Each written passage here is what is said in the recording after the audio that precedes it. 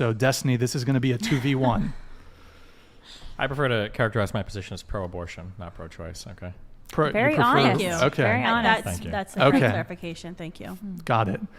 So I think a good jumping off point, if each of you would like to summarize beyond just being either pro-choice or pro-life, or in your case, pro-abortion or anti-abortion, what is your basic stance on abortion? My basic stance is we try to figure out what is a person, what makes a person. Person is granted some positive, some negative rights by governments, and probably morally and ethically separate from governments, we also grant people some type of right. I don't believe that a person is a collection of cells. I don't believe that a person is just a body with a brain. I think that very specifically when we speak about a person, we speak about something that has the capacity to deploy a conscious experience, because that tends to be the thing that we're usually talking about when we're figuring out if somebody's alive or dead, or whether or not somebody ought to be protected. When we say a person, when we say who is suffering, we don't say what is suffering. We're not talking about a body. We're not talking about a heartbeat. We're talking about a person having an experience. So when I try to think of abortion, I try to think of who is being harmed. I would say that for 20 to 24 weeks, that's about when the scientists say that the brain has all the parts necessary to begin communicating, to have a conscious experience, that about at that point, there is some experience there that we can speak of as a who or as a person. But prior to that, the first trimester, that really experience is not happening yet. So if you want to have an abortion, there is no who that's being harmed. There's just a what, which is whatever the body is up to that point. So generally, I'm pro-choice in the first abortion up until that conscious experience has been formed, because I think that's what's worth protecting, because that's when we look to see when somebody's dead. So that's what we should look to see when somebody's alive. So are you anti-abortion after 20 or 24 weeks? Yeah, after 20 to 24 weeks. And all abortions, anti-all abortions after 20 to 24 weeks? With the obvious exceptions of like ectopic pregnancies or life of the mother or something like that being threatened, yeah. Yeah. Easy, yeah, of course. Okay. Okay. And your positions on... So we share a position, but Kristen, I'm sure will have her way she wants to describe it. I think that all humans have human rights. That's right. By nature of being a human, you are a member of the human family. And so any member of the human family, and this is actually the preamble of the Declaration on Universal Human Rights by the United Nations. So for those that think they have any authority, I don't know if you do, Destiny, they say that all members of the human family deserve to be protected and treated by the law as persons. And so if you're a member of the human family, you have human rights. And we know when you become a member of the human family, it's at the moment of fertilization. It's very clear. A single cell embryo comes into existence. And so I believe human rights for all humans. And I also want to build a society of love and justice. And the way to do that is to treat people equally under the law and to protect the most vulnerable, especially children. Children deserve more protection actually than adults because they are defenseless. And so we should actually go out of our way to do what we can to protect children and never commit homicide against them. So that's my pro-life position. Cool. Yeah, I share Lally's position.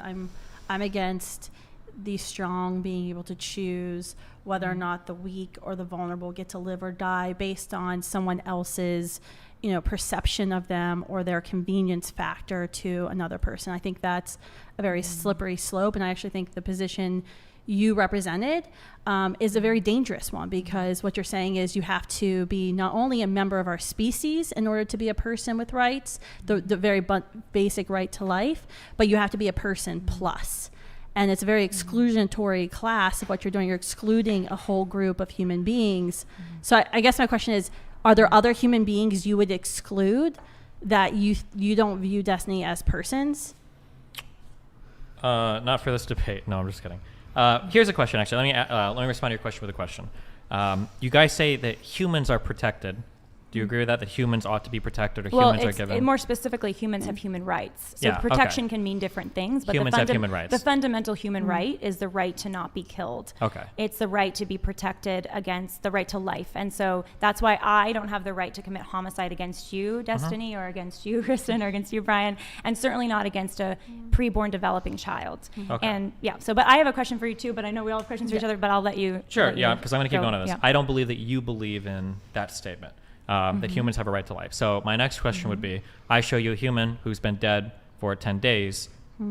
The corpse is still a human. We agree, right? I think to clarify, a right to life meaning a right to not be killed, not a right not to be killed. It's fundamentally different, abortion and end of life care. I watched one of your debates this morning when I was on the plane coming here, and I found it interesting because you kept using this end of life and argument. You fundamentally have a right not to be killed. Abortion is an active killing. It's an active dismemberment. It's actually a violent ending for another human being. So morally, that act of abortion is much different than someone who maybe is brain dead, or we're not sure their brain activity, that's been in a hospital for 3 months. That's a much different position to take, because you're not actively killing that person. You may say, we have to withdraw life support for this reason, or the doctor may say, we have this reason to believe this person is brain dead, but you're not actively killing. You don't say, well, they're going to die, so I'm going to take a gun